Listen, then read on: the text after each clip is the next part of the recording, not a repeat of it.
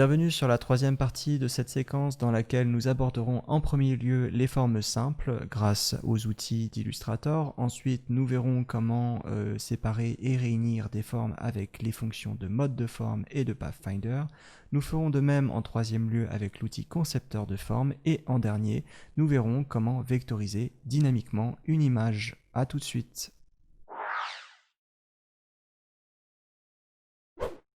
Pour aborder la question des formes géométriques sur Illustrator, nous allons utiliser un blueprint, celui du logotype de Volkswagen.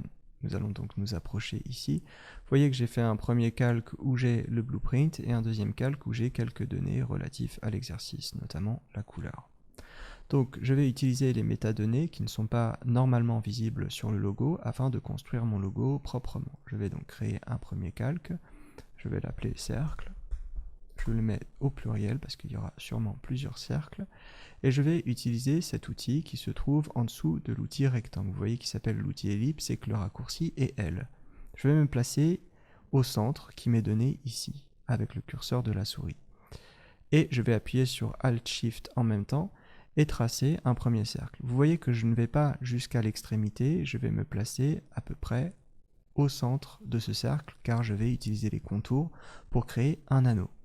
Je vais donc me placer sur les contours et ici, je vois que le contour sera d'une couleur de 60, 91 et C3. Je vais donc faire 60, 91 et C3 afin d'obtenir directement cette couleur. Je vais maintenant épaissir un petit peu ce contour. Si je vois que je dépasse un petit peu, je peux toujours revenir dessus avec la touche V, Alt-Shift enfoncé, et je peux un petit peu le moduler pour le faire rentrer à l'intérieur de ma forme. Donc une fois que j'ai tracé ce contour, je vais maintenant aller dans Objet, Décomposer, et je vais décomposer la forme et mettre OK. Je vais maintenant donc verrouiller cet élément. Je vais créer un nouveau sous-calque que je vais pouvoir appeler éventuellement cercle 2 si j'avais une couleur de fond. Donc pour l'instant, je ne vais pas en mettre, hein, ça sera plus lisible, on la mettra peut-être en tout dernier. D'accord ?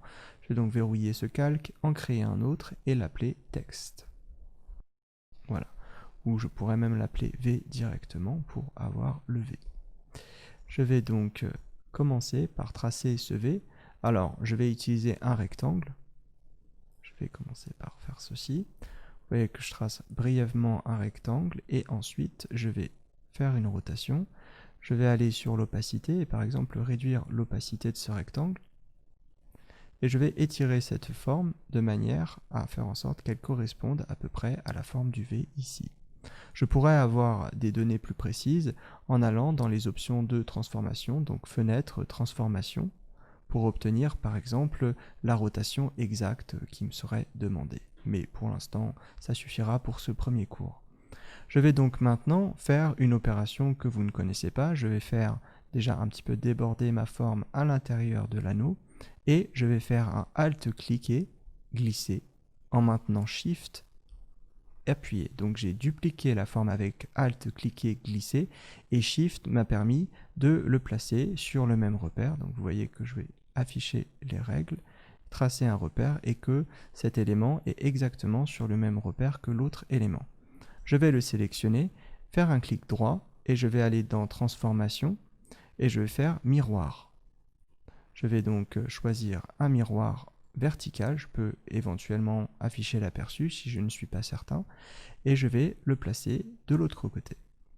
Maintenant, il me reste un rectangle à dessiner, je vais m'approcher un petit peu, je vais appuyer sur la touche M pour obtenir l'objet rectangle assez rapidement, et je vais me mettre sur l'intersection. Vous voyez que je trace d'abord brièvement un rectangle, puis après je vais tout simplement, avec la souris, éventuellement rapprocher cet élément de son intersection. Si jamais je ne suis pas assez précis, il suffit que je m'avance et que je bouge un petit peu les éléments. Des fois, il est impossible de relier certains éléments. C'est qu'il faut aller dans Affichage et éventuellement retirer le magnétisme du pixel. Vous allez voir que tout de suite, les choses sont plus faciles. Voilà. Je vérifie bien que ça n'a pas bougé de l'autre côté, ça me semble correct. Je vais donc dézoomer et je vais passer à la suite de l'exercice. Alors, pour faire ce W, je ne vais pas refaire toutes ces formes, je vais simplement sélectionner les 3 objets et je vais les dupliquer. Je vais regarder ce qu'il me propose. Donc, je vais aller ici, hop là, et vous voyez que ça correspond assez bien, en tout cas, à une partie de la forme. Je peux enlever ce rectangle et je vais maintenant étirer cette forme de manière à la faire déborder, et cette forme ici aussi. Donc vous voyez qu'il va y avoir des erreurs que nous allons rectifier un petit peu plus tard. Pour l'instant, nous nous occupons de faire le gros œuvre. Voilà. Nous nous retrouvons tout de suite après pour éventuellement la suite de l'exercice, à savoir le Pathfinder, les modes et aussi l'outil concepteur de forme. Pour obtenir la fenêtre Pathfinder, il faut se rendre dans Menu, Fenêtre, Pathfinder. Vous allez avec cette fenêtre avoir 2 fonctions, les modes de la forme et les Pathfinders. Les modes de la forme vous permettent par exemple de réunir des objets. Donc je vais utiliser la touche V pour avoir l'outil de sélection. Je vais maintenir majuscule enfoncé et je vais sélectionner simultanément plusieurs objets. Je vais donc maintenant, vous voyez qu'ils sont sélectionnés ici, appuyer sur la touche réunion de la fenêtre Pathfinder afin d'obtenir une réunion de ces 3 tracés qui sont réunis au sein d'un seul et même tracé, un seul et même calque aussi. Maintenant, vous pouvez faire la même chose pour les autres tracés. Donc, par exemple, ici, je vais réunir ces 3 tracés. Et je vais aussi utiliser la fonction Pathfinder de division. Je vais donc sélectionner d'abord mes 3 formes ici, toujours en maintenant Maj enfoncé avec la flèche noire. Et je vais aller déverrouiller l'anneau, ici, de ce logo. Donc je vais le sélectionner directement avec les calques, avec Maj enfoncé, toujours en utilisant la petite cible. J'aurais pu aussi le faire sur le plan de travail. Je vais appuyer maintenant, une fois que tout est sélectionné, sur l'outil division. Vous voyez qu'en fait, il m'a divisé la forme en utilisant la superposition des tracés comme si elles avaient été découpées, comme s'ils avaient été découpés au laser. Je vais donc utiliser la flèche blanche, tout désélectionner, et ne sélectionner que les petits éléments que j'ai envie d'enlever. Maintenant, je vais rencontrer plusieurs difficultés avec cette méthode. La première étant que quand je fais un Pathfinder de ce genre, vous voyez qu'il va créer plein de petites formes et surtout qu'il va mettre certains éléments dans les mêmes calques alors qu'ils étaient dans d'autres calques. Donc là, je vais sélectionner l'anneau, je vais faire CTRL X pour couper cet élément. Je vais me remettre dans le calque de cercle et je vais faire un CTRL majuscule plus V pour le coller sur place. Vous voyez que comme ça, il est un peu protégé.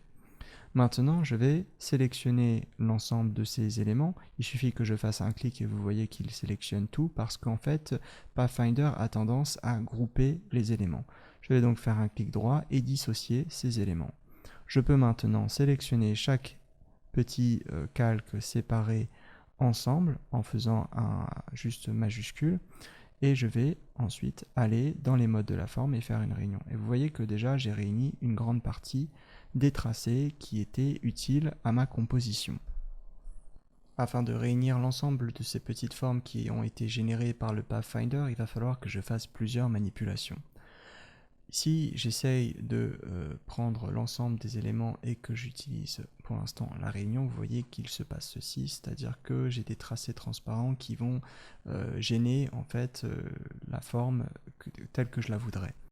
Donc je vais annuler ce que je viens de faire et je vais aller chercher ces tracés transparents. Vous voyez qu'ils ne contiennent aucune couleur. Je vais donc les sélectionner tous les 4 et je vais appuyer sur la touche Delete pour les supprimer.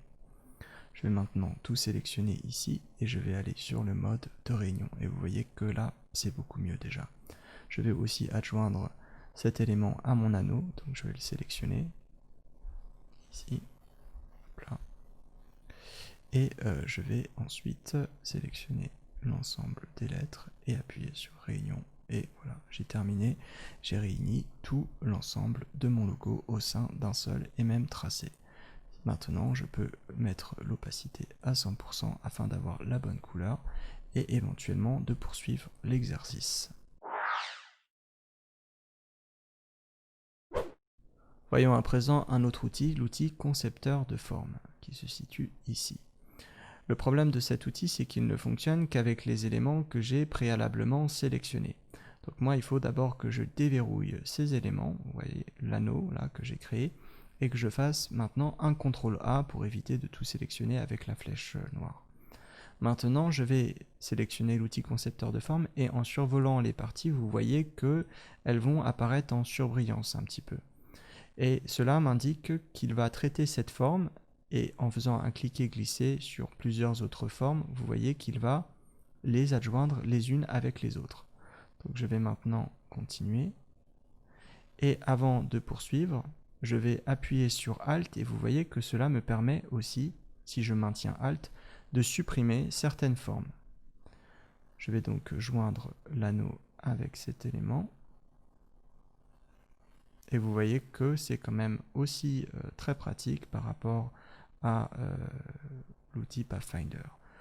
Vous allez cependant rencontrer d'autres problèmes, les petits éléments qui vont parfois être durs à sélectionner et que vous ne verrez pas forcément facilement si vous ne faites pas attention. Donc dans un premier temps, vous pouvez utiliser l'outil concepteur de forme et ensuite vous pouvez toujours revenir sur menu fenêtre Pathfinder afin de faire apparaître la fenêtre de Pathfinder et ensuite de sélectionner l'ensemble des éléments et d'utiliser la fonction de réunion. Cela ira plus vite que de sélectionner chacune des petites parties une à une.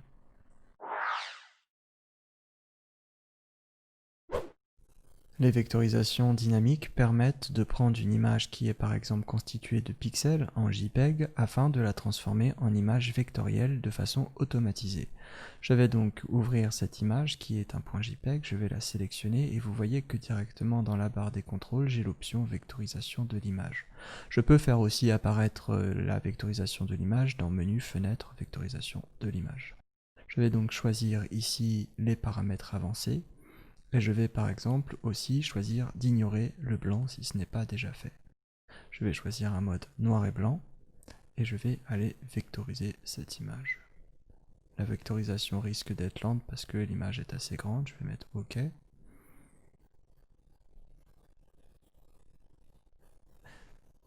Une fois la vectorisation exercée sur votre image, vous allez pouvoir d'abord vous avancer pour regarder si vous pouvez un peu l'améliorer. Vous voyez que sur le seuil, je suis à 128.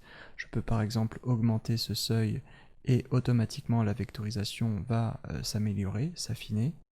Et maintenant que je suis satisfait de cette vectorisation, je vais pouvoir aller sur cette rubrique, la rubrique de décomposition, afin de pouvoir séparer chaque élément par des tracés. Donc là, la vectorisation est enfin validée. Je ne peux plus revenir dessus une fois que j'ai fait cette décomposition.